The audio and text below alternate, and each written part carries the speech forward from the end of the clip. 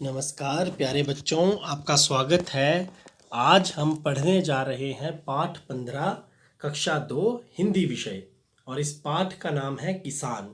और ये जो पाठ है ये किसान पर एक बड़ी ही आनंदमयी कविता है, जिसको पढ़कर आप किसान के बारे में जानेंगे, किसान की मेहनत के बारे में जानेंगे और साथ ही साथ आपको पता चलेगा कि दिन भर किसान को कितना ज़्यादा काम होता है।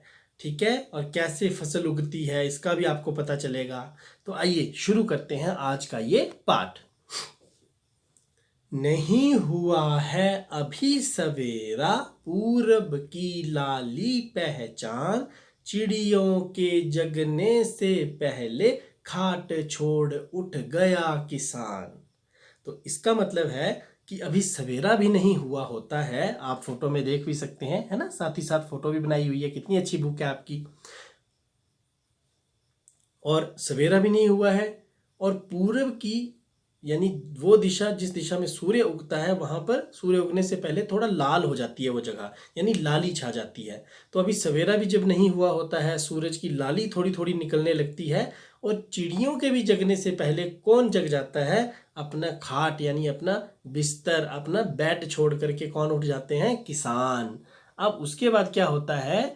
खिला पिला कर बैलों को ले, करने चला खेत पर काम, नहीं कभी त्योहार न छुट्टी, उसको नहीं कभी आराम।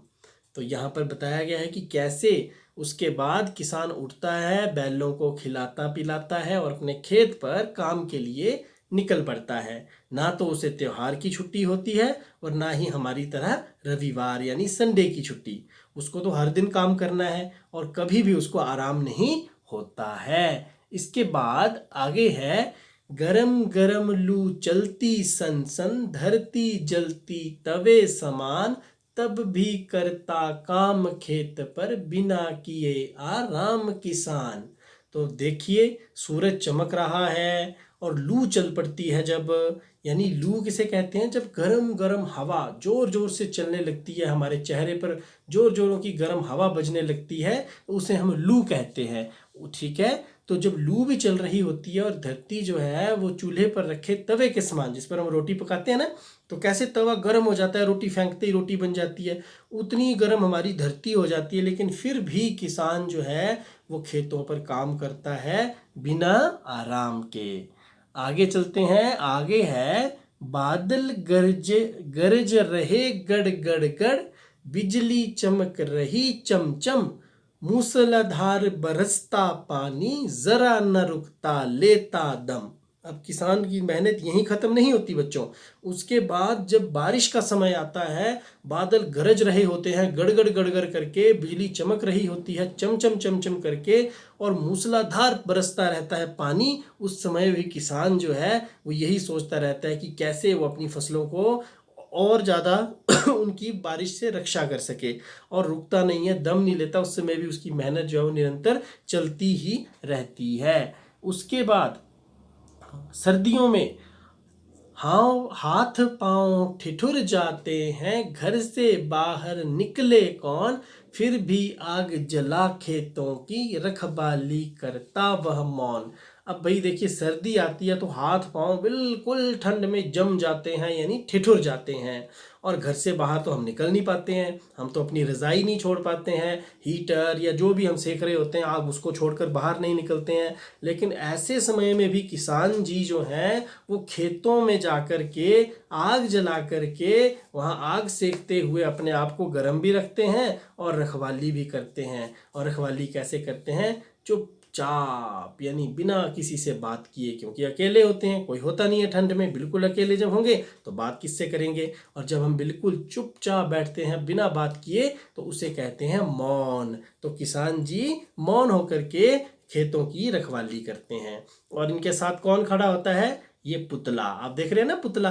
ये पुतला क्यों बनाया जाता है? पक्षियों से फसलों की रक्षा करने के लिए। इसको देखकर पक्षी सोचते हैं कि कोई इंसान खेत में है और वो खेत में जाकर के फसलों को नुकसान नहीं पहुंचाते। तो इसीलिए किसान जो है वो खेतों में इस तरह का पुतला बनाते हैं। अब आइए आगे चलते हैं और पढ़ते हैं।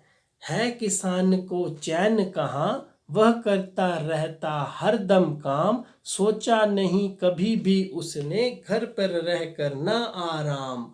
अब देखिए भाई, कहा है आगे सत्यनारायण लाल जी ने कि किसान को चैन तो बिल्कुल भी नहीं है, हर दम उसे काम करना है, ठीक है। और कभी उसने सोचा नहीं होता है कि घर पर बैठ करके वो आराम कर पाएगा, क्योंकि इतना सब कुछ करने के बाद फिर कौन सा समय आ जाता है, फसल को काटने का। लेकिन ये फसल को काटने का जो समय होता है, ये किसान के लिए बड़ी ही खुशी का समय होता है, क्योंकि उसकी मेहनत रंग लाई होती है और वह फसलों को काटने जा रहा होता है।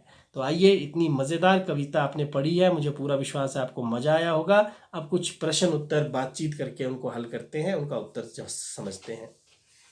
पहले है, क्या आपके परिवार में कोई किसान है? अगर है तो हाँ कीजिए, नहीं है तो मना कर दीजिए।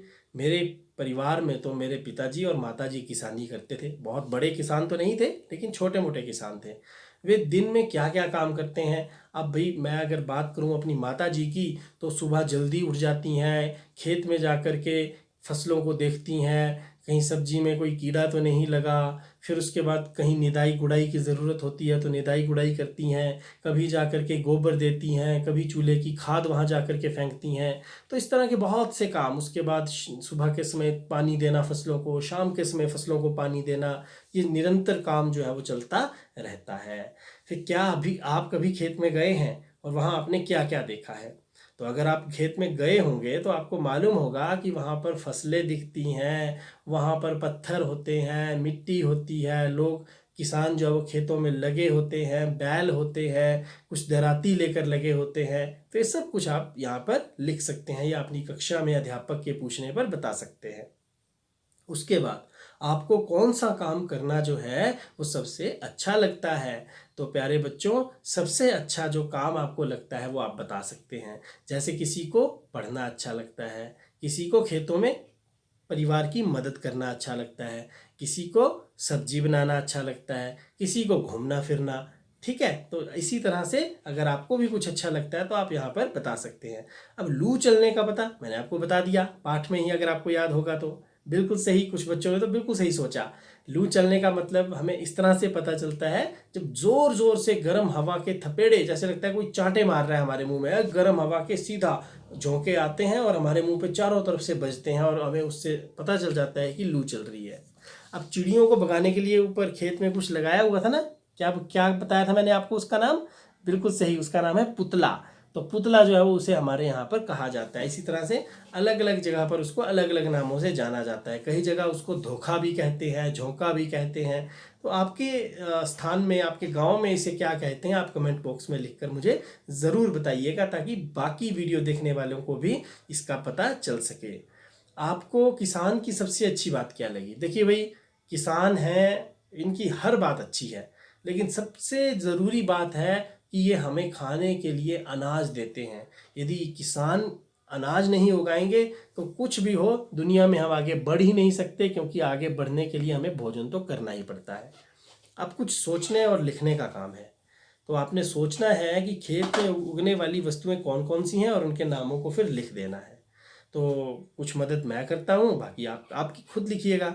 तो देखिए भाई, खेत हमारी खाने की अधिकतम चीज़ें खेत में उगती हैं, जैसे कि गेहूँ, मक्की, टमाटर, पालक, गोभी, शिमला मिर्च आदि आदि आदि आदि। का मतलब है अब आप सोचेंगे, आपकी बारी है सोचने की, बाकी क्या क्या उग सकता है। कोशिश कीजिएगा जो मैंने बताया है उसके अलावा ही आप लिखें। आगे है, ठंड से बचने के लिए आप किन किन वस्तुओं का प्रयोग करते हैं, उनके नाम लिखिए। तो भाई, ठंड से बचने के लिए रज़ाई, कंबल, स्वेटर, जैकेट, शॉल, इस तरह की चीज़ों का इस्तेमाल किया जाता है। हाँ, टोपी और मफलर लिखना मत भूलना भाई, क्योंकि वो बहुत ज़रूरी है ना जी। आगे बढ़ते हैं। आगे है, कुछ शब्दों का खेल है भाई। तो हमने ऊपर देखा कविता में अलग अलग तरह की आवाज़ों के बारे में सुना है ना जी। जैसे सन सन, गड़ गड़ गड़, चम चम जैसे शब्द आए। अब ऐसे ही शब्द आप अपनी मनपसंद के बनाइए और कविता को पूरा कीजिए। पत्ते उड़ने की आवाज़ कैसी होती है? जैसे हवा चली सन सन सन, पत्ते उड़े सर सर सर, फर फर फर। कुछ भी लिख दीजिए आप, जो आपको जो आपका मन करता है। आगे, बादल गरजते गड़ गड़ गड़, बिजली चमकती चम चम चम, फिर बारिश होती छम छम छम, ओले बरसते थप थप थप, सब शांत हो जाता सन सन सन, और फिर सूरज चमकता चम चम चम।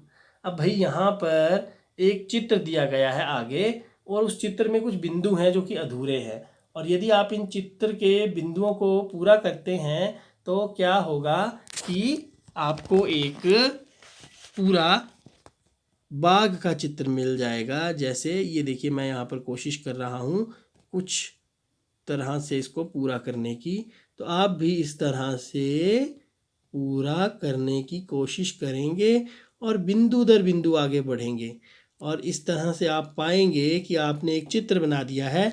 और वो चित्र किसका है? बाघ का।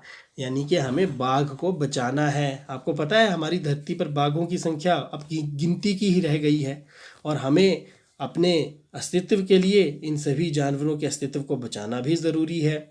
ये होंगे तो हम होंगे, ये खत्म तो हम खत्म।